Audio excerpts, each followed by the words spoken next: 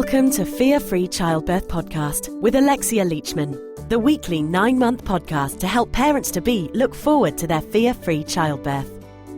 Alexia is a pregnancy and head trash clearance coach and the author of Fear-Free Childbirth, How to Have a Stress-Free Pregnancy and a Positive, Pain-Free Birth. As a mum who's had 2 fear-free and pain-free births, Alexia wants to share with you how she overcame her pregnancy and childbirth fears so that you can look forward to having a fear-free birth too.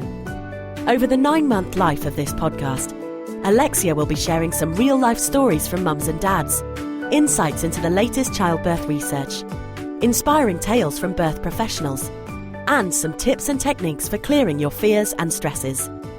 If you would like to receive a free chapter from her book, then head over to fearfreechildbirth.com, where you can also sign up for her email series, How to Have a Stress-Free Pregnancy. But now, it's time for the show. Hello and welcome back to the Fear-Free Childbirth podcast. This is me, your host, Alexia Leachman. Thank you so much for joining me today. Now, on today's show, we're going to be talking about hypnobirthing, and I've got a fabulous guest who's going to be joining me in just a bit, Dr Eva Detko, who's a specialist in natural health, and she's got so much interesting stuff to share with us during the chat. My goodness. So for starters, she really talks a lot about the physiological aspect of birth and why hypnobirthing works. But we also talk about traumatic birth and the impact that that can have on the baby and how that can manifest itself into adulthood. And she shares with us her story of her own birth and how that kind of hit her in the face when she was an adult and how she came to discover that she had a traumatic birth and the impact that it was having. So it's really, really interesting stuff. But before I hand over to the time I spoke to Eva, I just got a couple of things I want to share with you. So if you didn't hear last week's episode, then we have a new Facebook page. So come and find us on Facebook at Fear-Free Childbirth. That's where we are. And we'll be posting episodes of the podcast onto there as well as sharing lots of other stuff that we pick up on childbirth and pregnancy to help to get those fears out of your mind. So any interesting stuff, any YouTube videos, all that kind of stuff, we'll be sharing that on the Facebook page.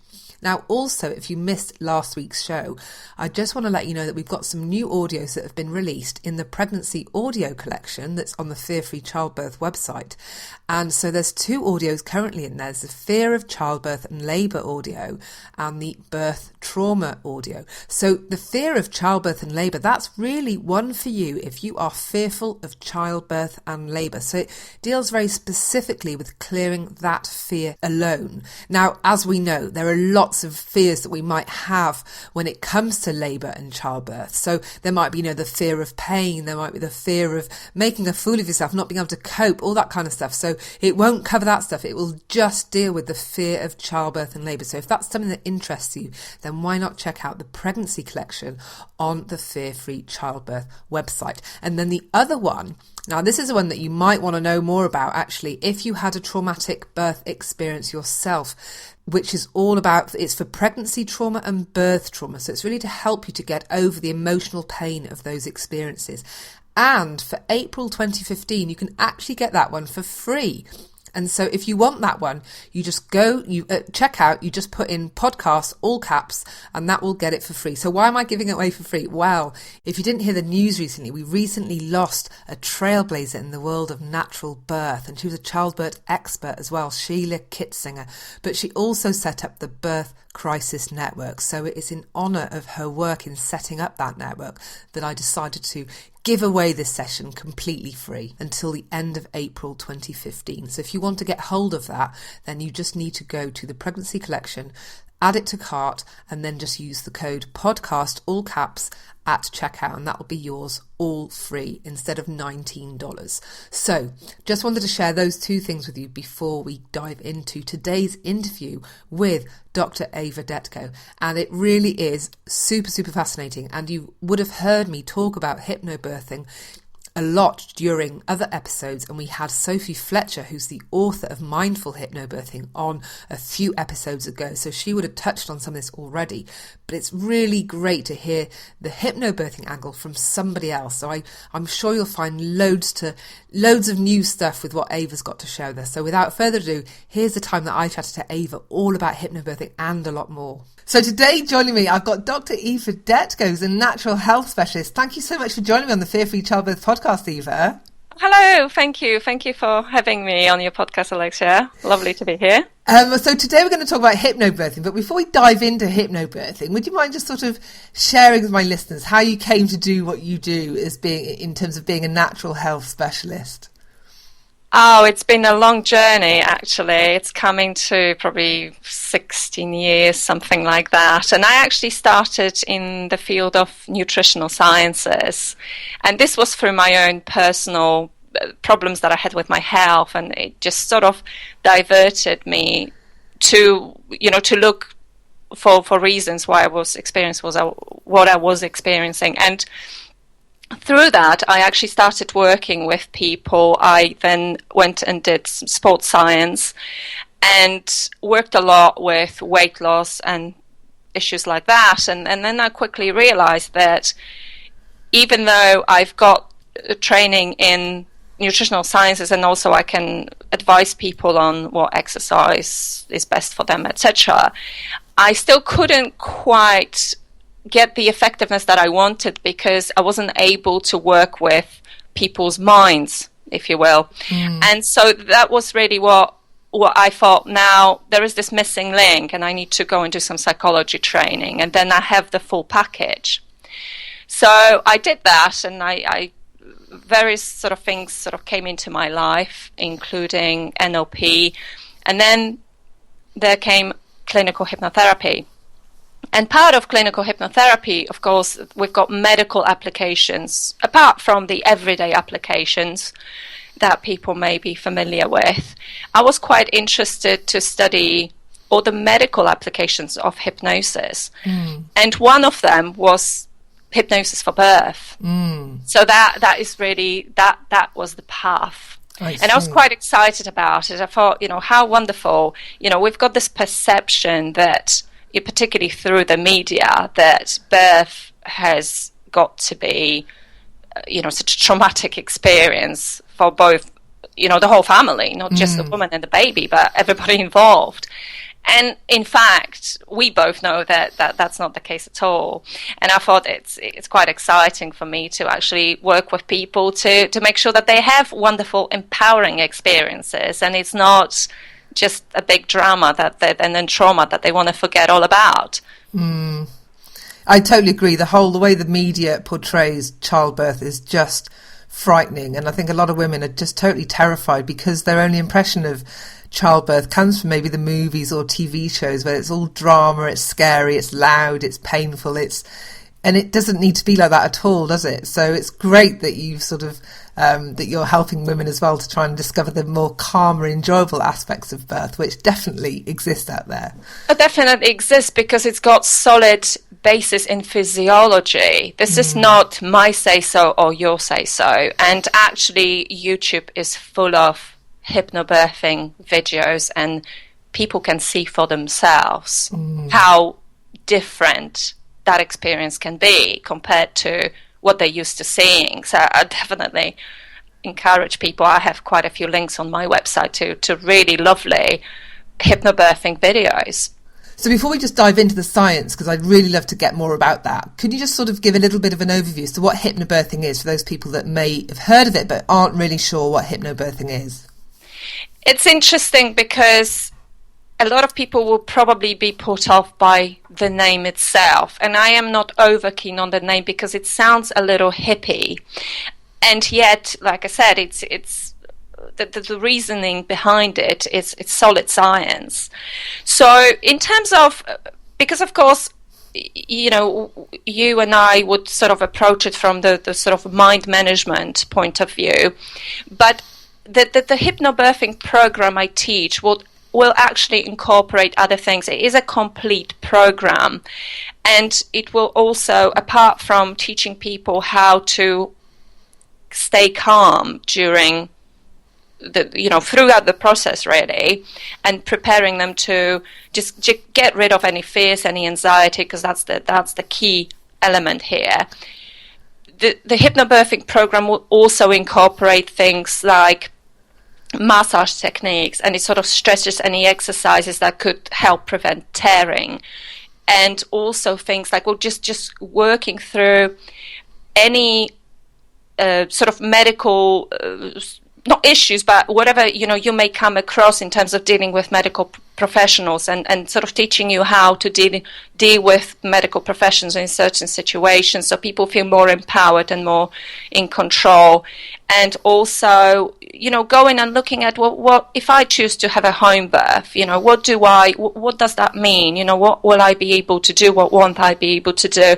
And often people find that actually they originally choose to maybe go to a birthing center, but then when they discover that actually they get the same treatment at home, they may choose to actually be in their home environment and have a even more sort of relaxing experience because they're actually in their own surroundings. So it's a complete, do you see? So it's really bringing it all together and perhaps incorporating other complementary therapies, looking at perhaps what aromatherapy can do, or what acupuncture can do in certain situations. Perhaps if we have a situation where the baby's breech, what can we do with that? I used hypnotherapy and turned babies successfully with that, but equally there are other methods. And because otherwise people may well be pushed to go down the route of having the external cephalic version, which is very uncomfortable, is only 50% effective. So it's really very much about giving them the knowledge and the tools and the skills to go through the process smoothly and have a really good experience. No, it sounds like it's a very thorough approach to really birth preparation. There's a lot in there. There's the clearing the fears and the anxieties. There's educating women and families on what happens, what the differences between hospital birth and home birth, and what to expect and how to deal with the medical professionals. So, and also then you touched on some of the reflexology, the aromatherapy to help maybe, as coping strategies for during the birth experience as well. So it sounds really comprehensive. It sounds comprehensive because it's about really bringing it all together as much as possible, because different things work for different people. But yeah, the idea is for people to feel empowered, because what we fear, what we don't know. So if you actually go through the process of birth and you know what to expect at every stage, that already will help people. I very much like the fact that in hypnobirthing we engage. We want fathers there as much as possible. Obviously, they may choose not to be there, but really the idea is that the mother and the father work as a team. And I love that aspect of it, because, as you can imagine, that makes the father feel a lot more involved in the process, and then the bonding with the baby is obviously a lot better as a result. So there's obviously there's a lot that the father can actually do to help the mum relax, particularly when it comes to the final crunch. There's a lot that the father can do. So it's trying to make it as complete and give people as many tools as possible. So it's not just connecting with the breathing, it's not just doing visualization. I'm talking just, obviously they're very, very important, but there are a lot more. There is a lot more around it. It's a complete package. So you touched earlier on the science behind hypnobirthing. Would you mind sort of just elaborating a bit on that for us, please? Definitely. I think it's quite important. And a lot of the time what I find is when people first come to see me, the mother may be already sold on the idea, but sometimes, most of the time, it is the father that needs convincing. And the moment that you explain the science behind it, they go, okay, well, that makes sense. It's logical. Yes, I can now, continue and actually believe that this is the right thing to do.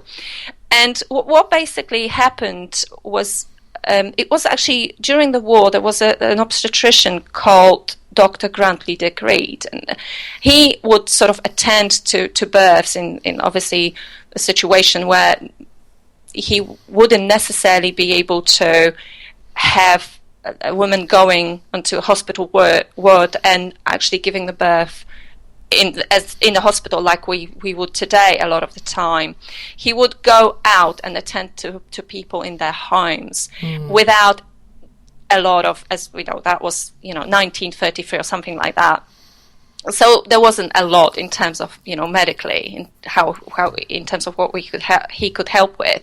So he would often just step back and observe and just be there. And what he noticed was that a lot of the time women would just go to the bedroom and just calmly and quietly just get on with it, and he was just there as a backup.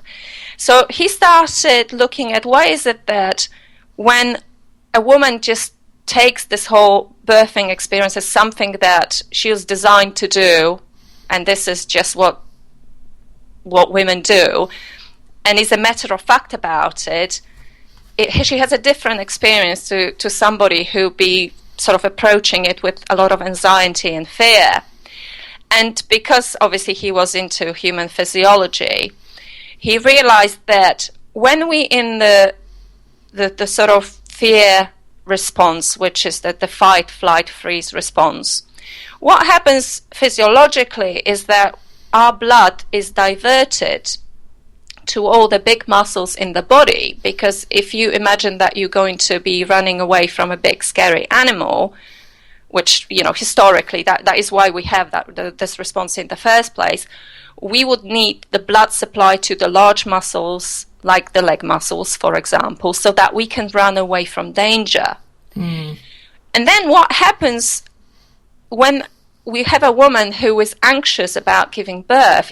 She's more in a freeze response, not so much the running away response, but she sort of freezes, and then the blood is actually diverted away from the uterus and from the reproductive organs to the large muscle groups in the body.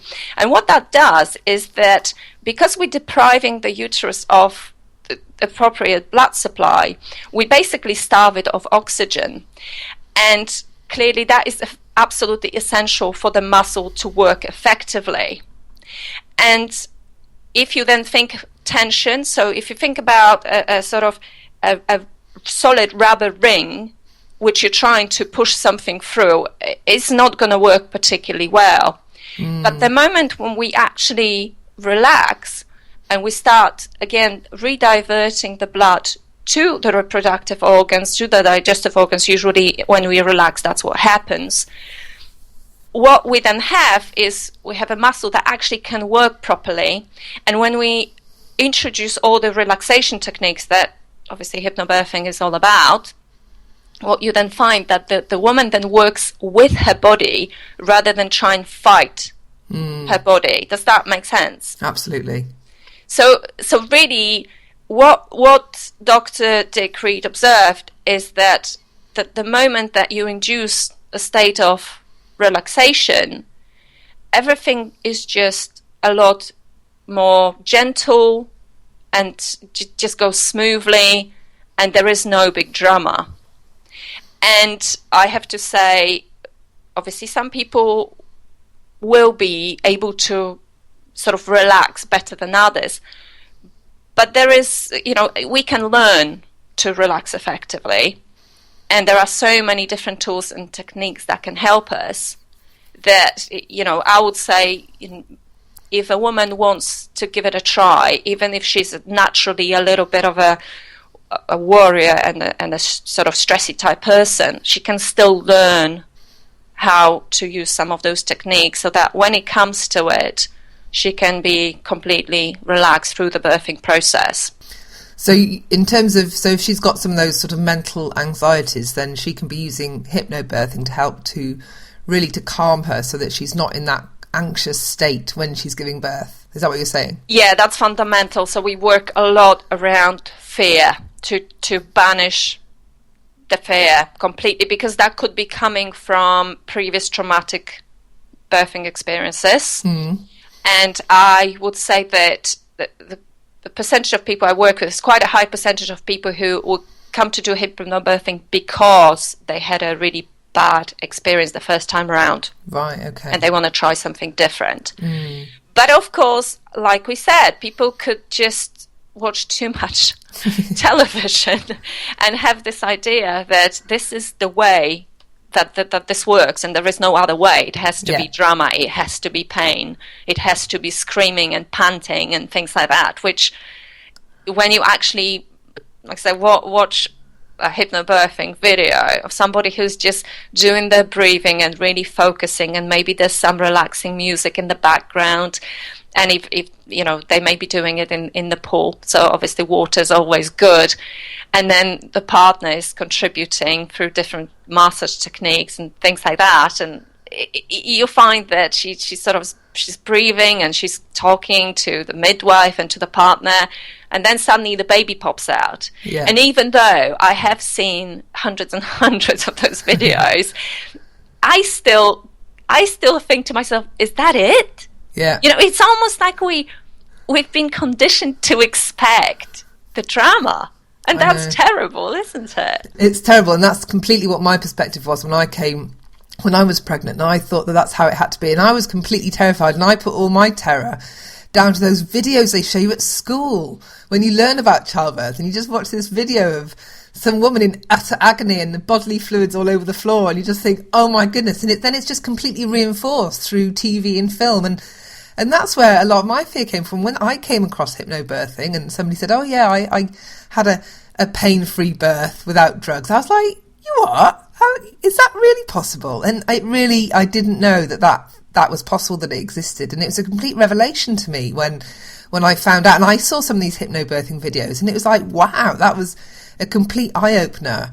Yeah, and that's why actually I'm encouraging people to have a look, because we could be talking about it till the end of time, but it's really, when you see it, that is when you get it. You just, it just changes your. So you'll be able to share some links with me on YouTube that I can put in the show notes for people to have a look. Yeah, absolutely. Brilliant. Yeah, that'd be fabulous. Be a pleasure, certainly I know that when I first saw some hypnobirthing videos, it was just a complete eye-opener for me. And now when I think back to my 2 home births, and one of those was a water birth, it really was like that. It was just a very calm, we had music playing, one of the midwives was sitting knitting in the corner with a cup of tea, sunshine, like late September sun shining through the windows. You know, it's a very calm, beautiful experience, and I'm just amazing. so grateful to have had that. And yet when I first became pregnant, I didn't imagine, that wasn't even on my radar as a possibility, and so if more women realise that could be possible, then this is what I want to sort of help and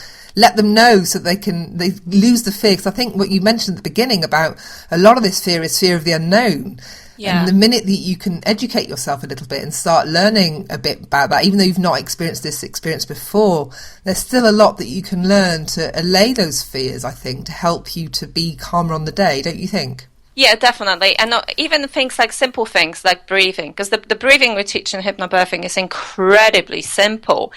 But when you explain what happens physiologically in the body when you alter the breathing pattern, from this shallow, superficial way of breathing that most people just do because, if you're stuck in traffic or if you're late for a meeting or whatever, your breathing tends to get sort of shallow. And the moment you connect with your breath and you do the slow, deep breathing supported by visualizations as well, you're completely altering your hormonal environment, and you're shifting your body, because you cannot be in stress response and relaxation response at the same time. Within the nervous system, it's one or the other.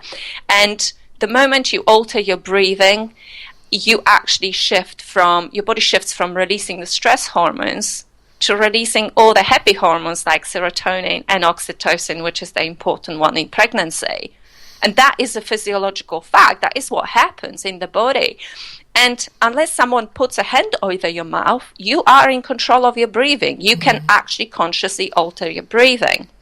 So even that alone, people feel like they're getting some of the control back. The moment they know how to do the breathing, they feel, right, well, I can breathe.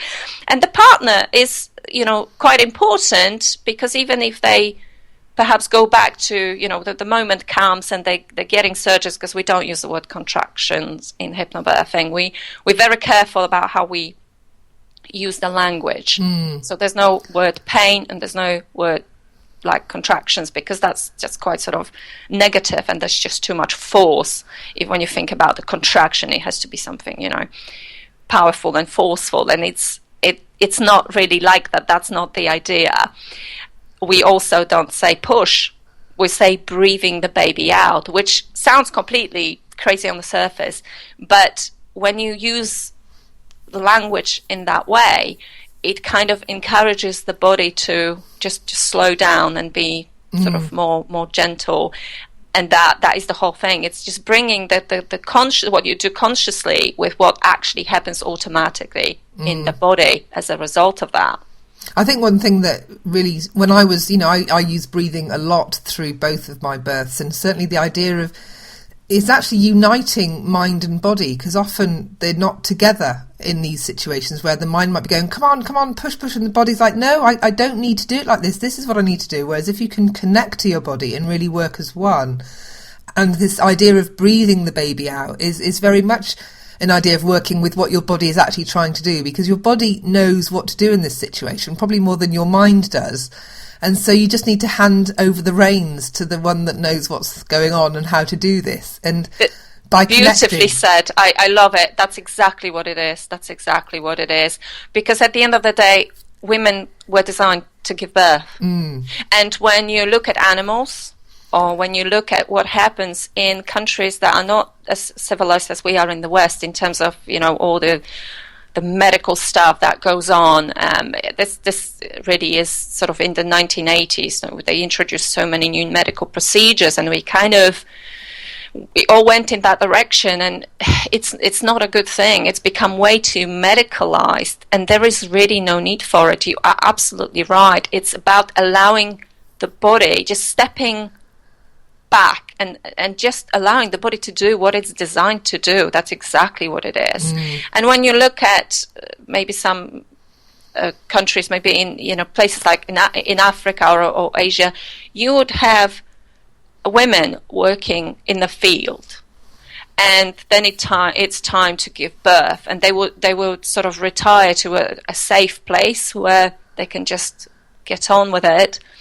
And once the process is completed, they probably go back to working in the field the following day, or even the same day sometimes. It's just one of those things that women do. It's a completely different perception.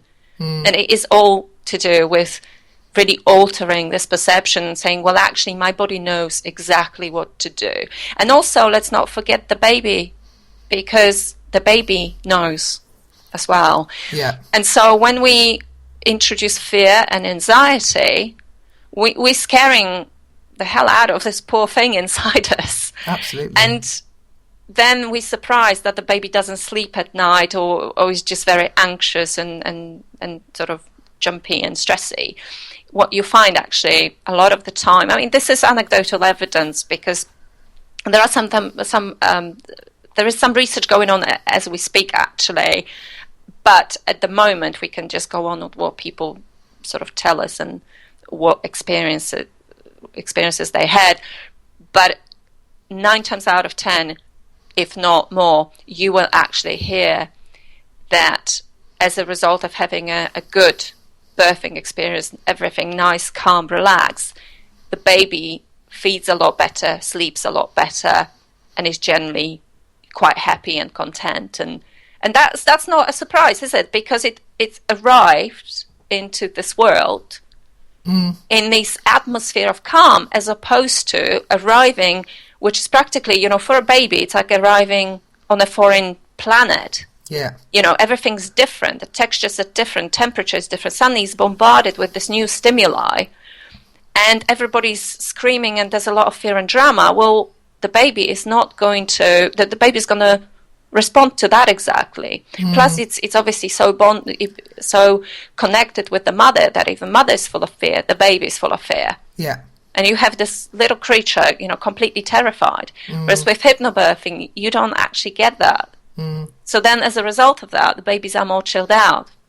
So that it just makes sense, doesn't it? Absolutely. Well, both mine are totally chilled out. And that's when I first discovered hypnobirthing and found out that, first of all, that I could have a pain-free birth and calm. It was like, well, hello, where do I sign? And then the friend that told me about it, she said, oh, yeah, and you have the babies sleep better, they cry less. I'm like, hang on a minute, of course I'm going to want this. Who wants a crying baby all the time? And certainly that's been my experience. Both of mine, I mean, my little one that I had a few months ago, she started sleeping through the night from 12 days old, which I was completely amazed at. And she hardly cries at all and always smiling and happy. And I certainly put it down to, you know, having cleared all my fear and having had a beautiful birth experience, that she came into the world calm. And there was no bright lights, no manhandling, no, you know, when you see how some babies are handled after being born with a C-section and they're handed around the hospital room, like that. You know, they're mopped, they wiped down really abrupt, like roughly by some of the hospital staff, and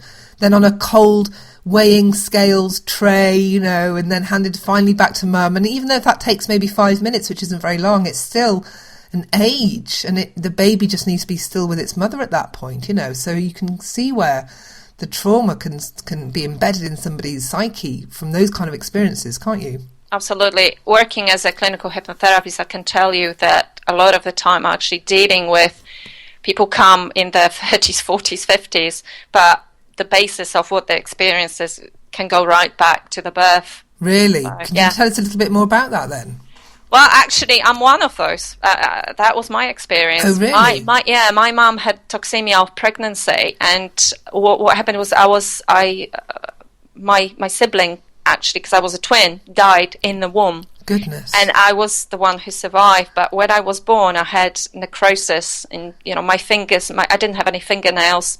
Gosh. And so the whole experience was very traumatic for my mum. They thought she was going to die, or I was going to die, and they had to make that choice between who they were going to save. I mean, let's not forget, it was 40 years ago as well, so all the medical procedures were, you know, not as developed as they are now. And there was a lot of trauma there. And also, because my mum was completely toxic, I wasn't breastfed.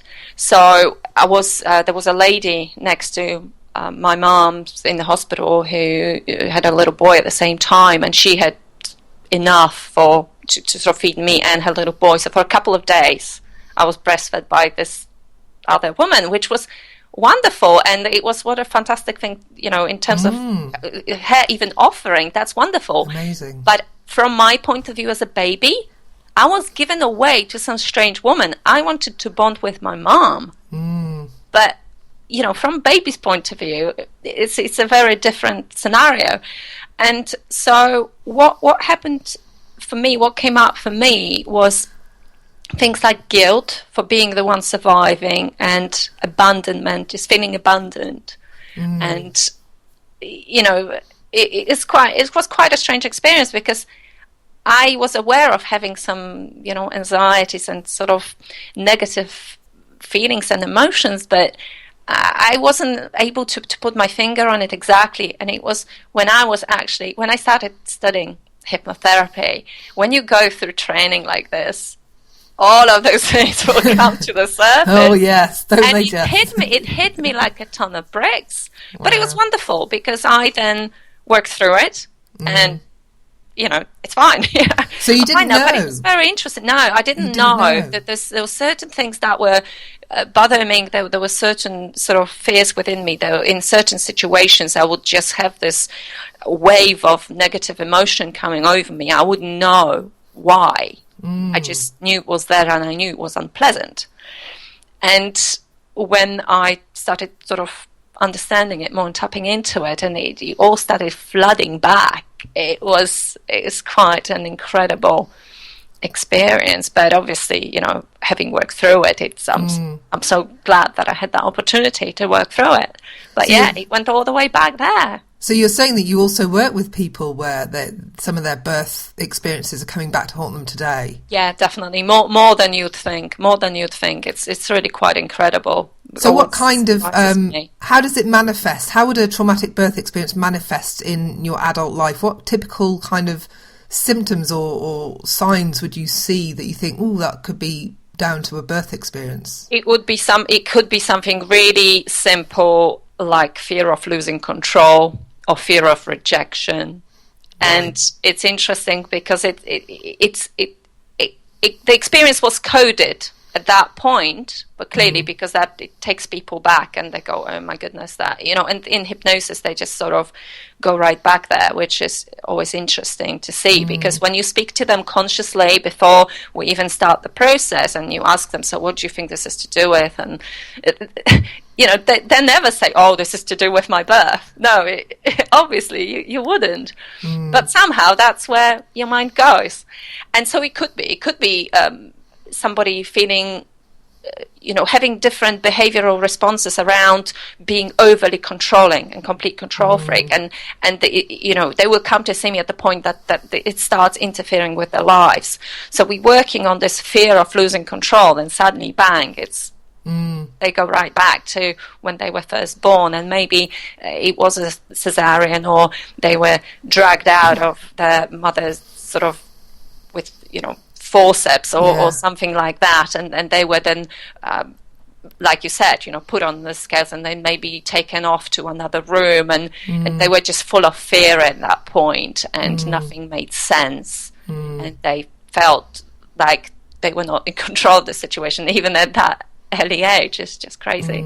No, that's really interesting, and I guess sort of bringing us back to the mum, when you think about the kind of birth that you're thinking about having, or in terms of why you might want to clear your fears and create a beautiful birth experience by using things like hypnobirthing. Ultimately you're doing all this as well, not just for you but for baby, because if the birth doesn't go as beautifully as you'd like, or if things do go wrong, maybe stemming from fear, then you're setting up your little baby for maybe a lifetime of angst. Absolutely. And what I said was, another one was fear of rejection. And what I've worked with previously was a mother having a traumatic experience and having postnatal depression, and therefore not really bonding with the baby. So that baby then just felt rejected by the mother. Right. Yeah, continuously over however long it took her to get over it. So it's quite a knock-on effect. And of course, let's not forget that actually there are links in terms of that's been looked at scientifically. If we can't avoid C-sections, well, this is not what we're saying. We're saying C-sections do save lives. But in terms of, people sometimes will have elective, they will actually choose to have one. Now, you have to think long and hard about this, because there is a link that it's quite a clear link between babies born by a C-section having higher prevalence of things like asthma, allergies, autoimmune disease, so things like type 1 diabetes. So we're talking about some sort of serious health complications potentially. But you see, sometimes, that's it, it can't be avoided, and you have to do the best with what you have. But most certainly, if it can be avoided, it definitely should be. I know, thinking about, the kind of impact that making those kind of choices has on the child is quite staggering. And I don't think that many women are aware that choosing to do if they were choosing to do a C-section, that's the kind of thing they could be setting up for their child. And if they knew, I'm sure they potentially wouldn't be making those kind of decisions. And it's not just choosing the C-section, but what tends to happen is if women get induced, that often leads to cesarean sections, because they being pumped with artificial hormones, then the contractions or surges are a lot stronger, and that's when they can't quite cope with obviously the pain, because then at that point you're not having your hormones increasing gradually, you're having a whole lot of artificial hormones being pumped into your system, so the contractions that are being induced are a lot more powerful, and that tends to lead to things like epidurals and possibly C-sections. So that's a slippery slope. Yeah. So I actually have some people I'm friendly with at the local birthing centre, and actually they're very good, because when the woman comes and says, "Oh, I'm overdue one day, and therefore I want to be induced," they will actually say, "Go home, dear, and relax." Yeah. So they won't encourage that. Yeah. But if you end up in a hospital, you then dealing with a lot of medicals who are just they're good at cutting people up, basically. That's what they do. So they'll be more sort of inclined, to to sort of push you in that direction, particularly if they have a ward full of people and they're just trying to get people through and all of that sort of stuff. So I think home birth is a winner. If you can do it, then I'd definitely say that's the way to go. Because then you get all the personalized attention, you in your own wonderful relaxing environment. You do get the same medical attention as you would at the birthing center anyway. If there was to be a complication, in the birthing center would send you to a hospital anyway. So it's the same, and then at home again, it would be the same thing. So why not opt for your own surroundings where you can feel really, relaxed and at ease? Yeah. And when I made the decision to have a home birth, I was told that in the hospital, even if you were in hospital and there were complications, it takes them about 15 to 20 minutes to prepare to get an operating theatre and surgery and everything ready. So if you can be getting to hospital in 20 to 25 minutes anyway, then you're not really at any more risk from being at home than you are in hospital, because the time difference between being able to receive that kind of emergency treatment is you're not going to get it immediately on the spot anyway if you're in a hospital. Absolutely. So you might as well be somewhere that's, unless you live an hour away from a hospital, then obviously that's a different scenario entirely. But if you can, if you're not far from a hospital, then why not have it at home anyway? Because you're not really putting yourself at more risk, but in fact you're helping yourself by being able to stay calmer, which will potentially avoid risk, right? Yeah, absolutely. And this is something that needs to be evaluated on an individual basis. But if you have a healthy pregnancy and there are no issues and no sort of risks, there's no contraindications that are immediately obvious, then a home birth is a wonderful option. It really is. Well, Eva, thank you so much for sharing everything you've shared with us today. It's just been interesting. We've talked about hypnobirthing, we've talked about the impact of a traumatic birth and using hypnotherapy to tap back into that, and then obviously all the useful stuff you just shared with us about inductions and C-sections. So that's been a brilliant whistle-stop tour of course, sort of natural birthing and having, what to do for a nice, calm, happy birth. So thank you so much for sharing everything you have done today, and really appreciate you coming on the Fear-Free Childbirth podcast. Oh, it's been a pleasure. I would love to see hypnobirthing becoming more mainstream. So whatever helps, I'm happy to contribute. I hope you enjoyed listening to that and found it useful. Now, as we mentioned during the chat, there were 2 videos that Dr Eva said that she was going to share with us of some beautiful hypnobirths. So if you want to see those videos, then just go over to the show notes on the fearfreechildbirth.com website and you can have a look. Now, before I go, just a little reminder that there's the Fear-Free Childbirth page on Facebook, so come and like us over there, and we'll be sharing some of those videos through the page as well. So if you forget to visit the site, then you can have that coming up in your Facebook stream. And of course, if there's somebody else that you know who's pregnant, who you think would really appreciate listening to this podcast, then please share it with them. I would be really honoured if you'd point them in the direction of the podcast so that we can help as many women as possible have a fear-free childbirth. Until next time, bye for now.